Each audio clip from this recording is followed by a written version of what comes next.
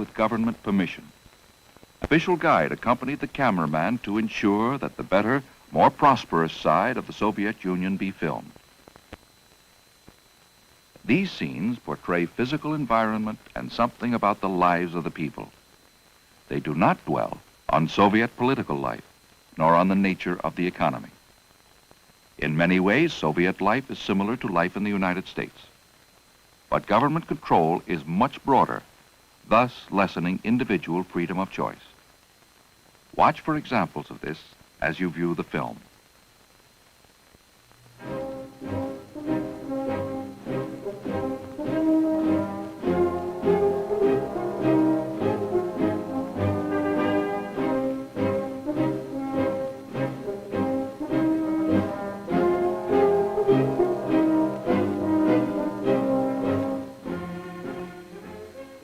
Halfway around the earth from North America lies a country which, in land area, is the largest in the world. This is the Union of Soviet Socialist Republics, better known as the Soviet Union or Russia. Well over twice the size of the United States, it occupies more than 1/6 of the Earth's land area. Occupying the northern part of Asia and a large segment of Eastern Europe, the Soviet Union embraces a wide variety of peoples, including Mongols, Finns, Persians, and many others. Although, in fact, a centralized state, the Soviet Union is formally divided into 15 republics and other smaller political divisions. Moscow, the 5th largest city in the world, is the capital both of the Soviet Union and also of the largest republic, the Russian Republic.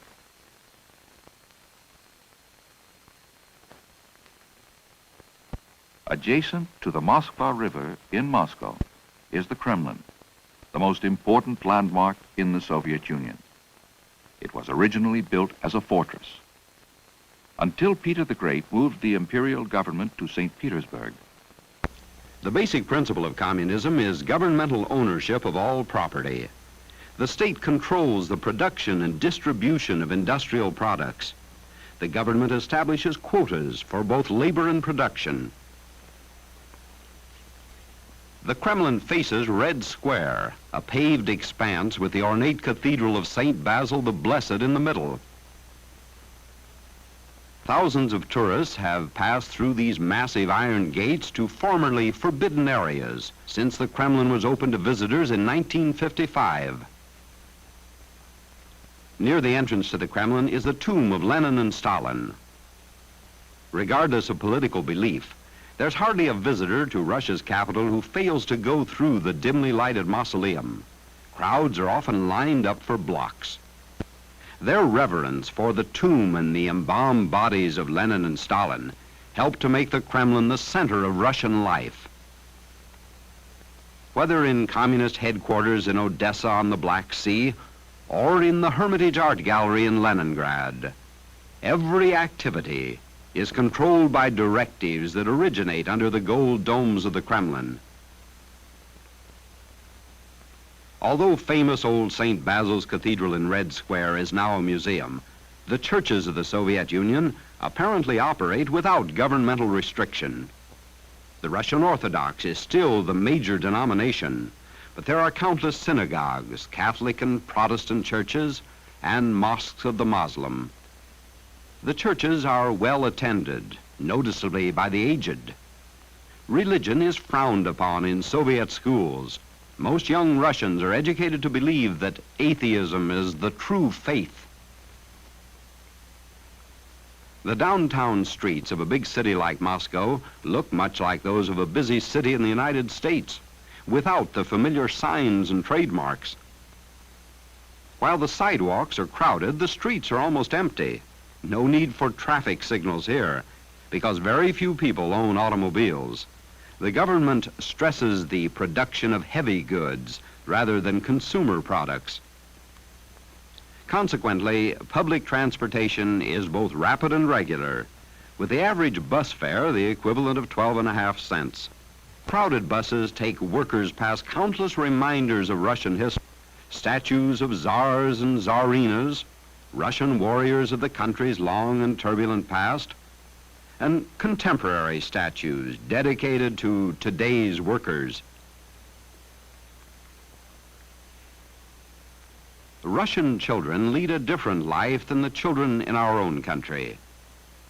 At an early age, the Russian child is taught to think of himself as primarily part of a group. And they are often seen marching along the crowded sidewalks. The state takes charge of the children almost as soon as they're born. When they're 6 months old, they spend at least part of every day at a state-operated nursery school, while their parents are at work or engaged in government service.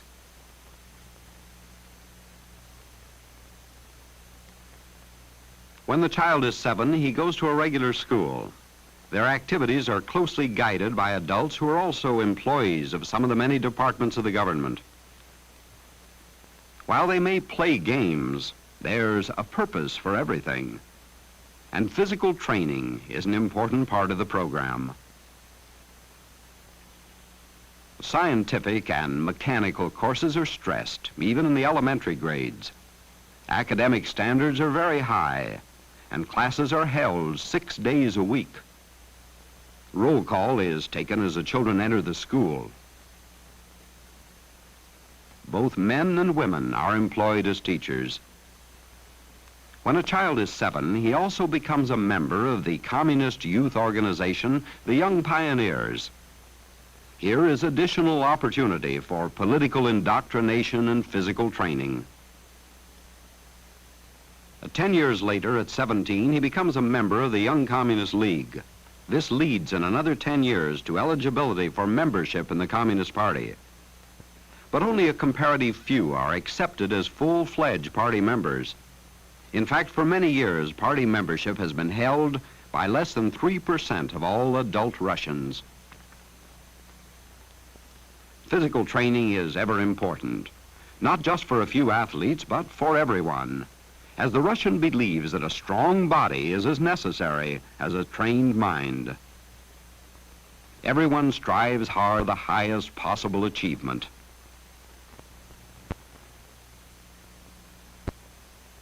A source is Moscow University. It has an enrollment of 22,000. An outstanding student is exempt from military service. He'll be paid by the government while studying. Education and culture are important to the Russian people. The Bolshoi Theater, government-supported, is the scene of many ballet performances. Under the Department of Culture, children may learn ballet. To work hard and become a star performer can be a Russian child's dream as well as an American's. But here the state controls the dancing schools and the theaters. Motion pictures, radio, and television are also functions of the government. The average Russian is interested in art, both traveling exhibitions of contemporary work and permanent museums. In the Hermitage at Leningrad are such masterpieces as a self-portrait by Van Dyck, Mary Magdalene by Titian, and the priceless Madonna Lita by Leonardo da Vinci. The desire for learning and culture makes reading popular, so book stands are to be found everywhere. The government turns out an enormous amount of printed matter in many languages, including English. Every newspaper, book, and magazine must first be approved by a government agency.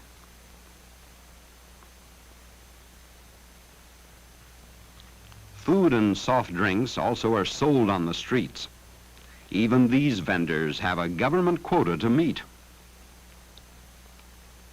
One of the country's most popular beverages is a soft drink made from rye grain.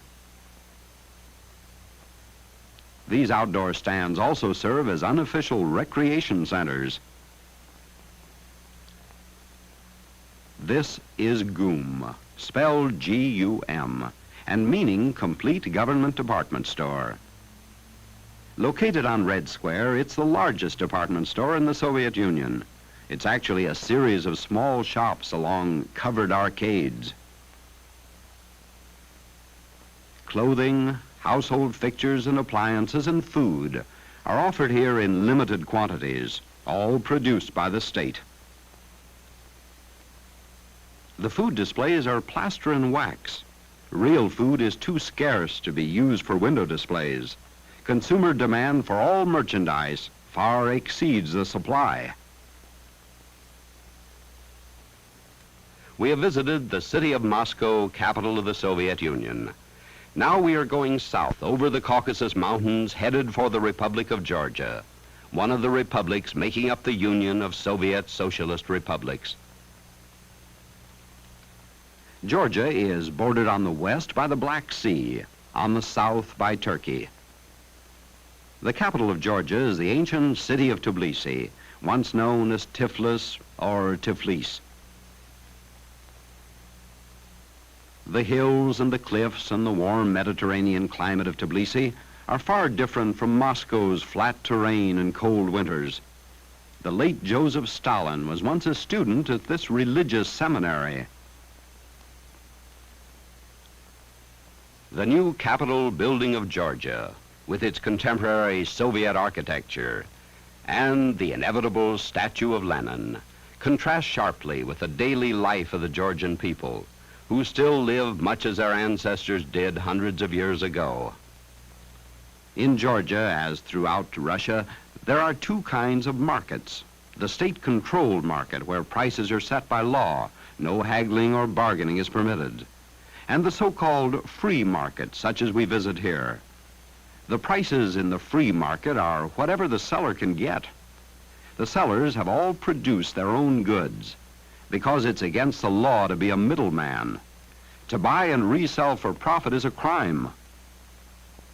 Strangely enough, bread, the single most important item in the Russian menu, is not allowed to be sold at a free market. Bread can be sold only at a state-controlled store. The average price of a loaf of bread is 1 ruble 12 kopecks, the equivalent of 37 cents. Where does the Russian food come from? Some food is raised in all parts of the Soviet, but the Republic of the Ukraine is known as the breadbasket of the Russian people. The country's agriculture is carried on at collective farms. In the early days of communism, the government literally collected all the private farms into huge tracts of land, owned and operated by the state.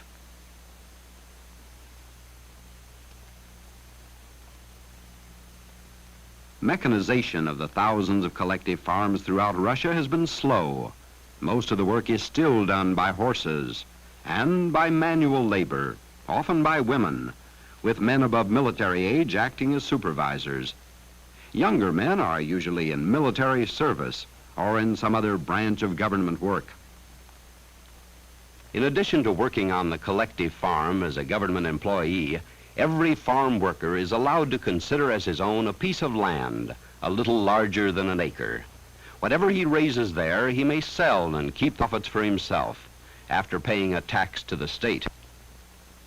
During the school year, the children of the farm areas go directly from school to an agricultural center, where they learn farming methods prescribed by directives from Moscow. As in the city, they go to school 6 days a week. Moving farther south to the Crimean Peninsula, we can go by train. The engineers and the conductors are often women, freeing men for more essential work. Along the north shore of the Black Sea is the Crimean Peninsula, the city of Yalta, a small port on the southern tip. With its moderate climate, Yalta is the Soviets' most popular vacation resort. It's a busy city, typical of many in the Soviet Union, where the citizens are busily engaged in making their labor and production quotas. There's much building underway all over the country. New housing and new roads are necessary for an expanding population and to replace many outdated facilities. Modern machinery is used, but much of the labor is still done by hand. Along the Crimean coast are numerous castles of former royalty, some of which were used for the historic Yalta meetings of World War II between Roosevelt, Churchill, and Stalin.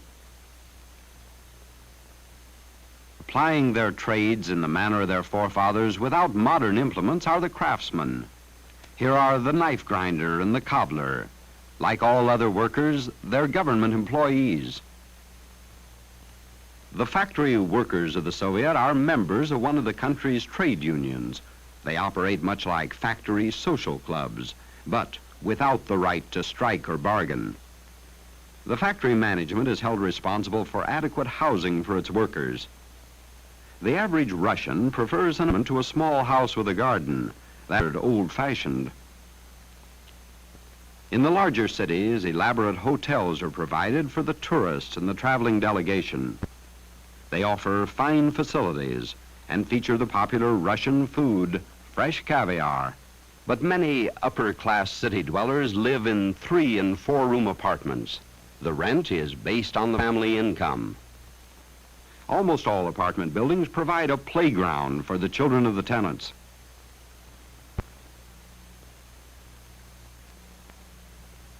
The mother in this family is a supervisor in the factory we visited.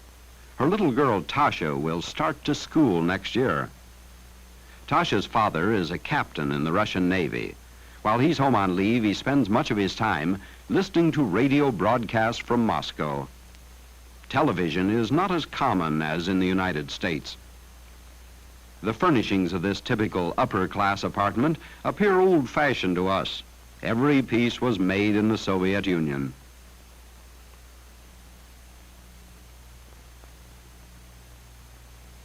For dinner, the family will have borscht, one of the mainstays of the Russian diet.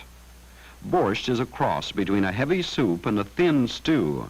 What goes into it depends on the season of the year, the family budget, and the cook's taste. There are 7 main varieties. When the borscht is done after 4 to 6 hours of slow cooking, the final touch, a raw egg, is added.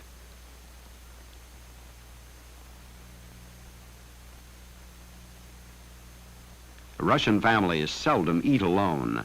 They often invite friends or relatives to savor the borscht, followed in this case by a light summer meal. And always a bread and sweet butter and fresh caviar. But not all Russian homes are so comfortable. About 1/2 of the people live in crowded apartments. They would be considered slums by American standards. There are usually several occupants to every room. But regardless of income, medical needs will be taken care of without charge at a state-operated clinic or hospital. Doctors and nurses are trained by the state and are employees of the state after graduation. Many of the old palaces and residences of the rich have been taken over by the government and converted into vacation resorts. Vacations are furnished without charge by the state, as are annual cash awards, but only to those who have exceeded the labor or production quotas set for each particular job. The worker has little choice in the matter of his vacation, for every activity is arranged by a government agency. Some vacations are boat trips, usually on the Black Sea. These are days of relaxation before going back to work under the... Chess and poker are favorite pastimes. If you're not on a government-sponsored trip, accommodations may not be so good, as this woman knows. These vacations would be impossible if the worker had to pay his own way, for the average wage is less than $100 a month. After the long and severe winters, vacationers are eager for the sun and the beach, even though the water is seldom warm enough for comfortable swimming.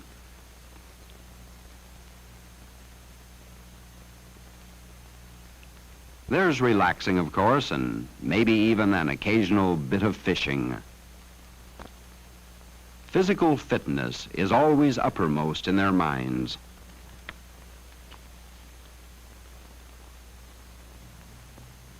When a child is attending regular school, he'll spend every summer, whether he likes it or not, at a young pioneers camp.